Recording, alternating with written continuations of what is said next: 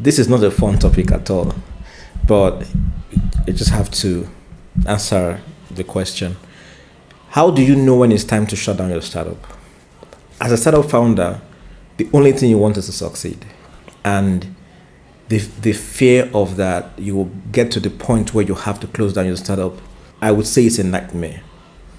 But the possibility that it's an inevitable situation is high. Let's talk about it. You want to make sure that you are not a walking dead startup. A walking dead startup is a startup that is not growing, right?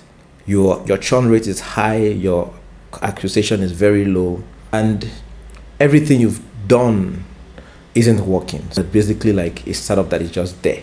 You've reached a plateau that somehow you're not breaking above.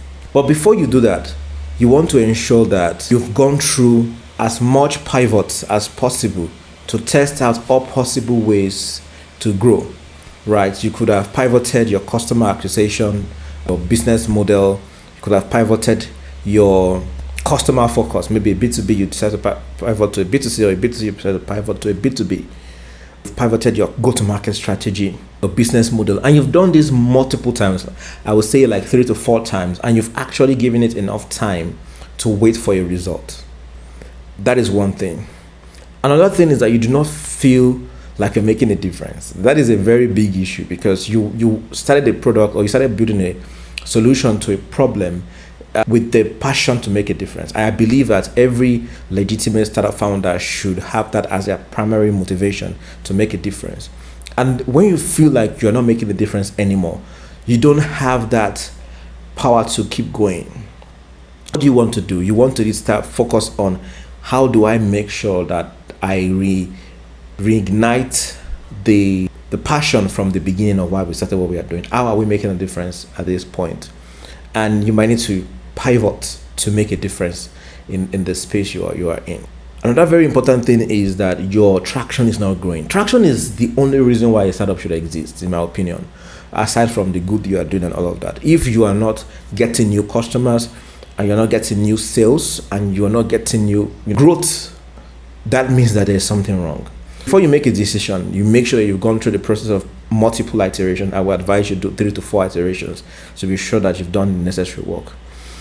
Another reason how you know it's time for you to shut down is you are broken out. You are out of money. Someone will say, I was downcasted.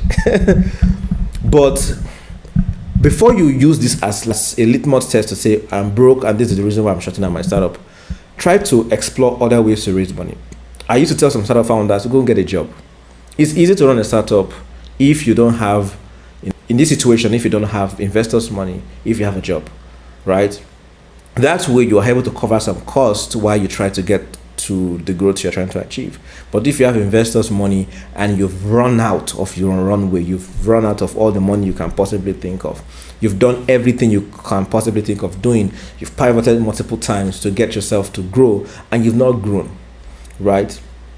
This might be a sign that it's time for you to shut down. And from personal experience, I would say it's also very important to look at if the factors that is affecting your growth are just way beyond your power, and it's going to cost you so much to break through that ceiling than the possible return that you are expected to receive at the end. And at that point, you might start to think about the possibility of shutting it down. And last but not the least is the emotional and the psychological burden that you go through building a startup. As a startup founder, you are built differently, and you need to understand that if the only reason why you are still running your startup is because you do not want to disappoint your staff, you do not want to disappoint the people that you said you're going to show them, you do not want to disappoint the world, right? You need to sit down and address those feelings. You need to put them on the side and look at the numbers. If the numbers don't add up and you've done everything within your power to make them add up, you might start to consider shutting things down. In the next video, we're going to talk about how you're going to go about shutting it down in a way that you will be able to find peace.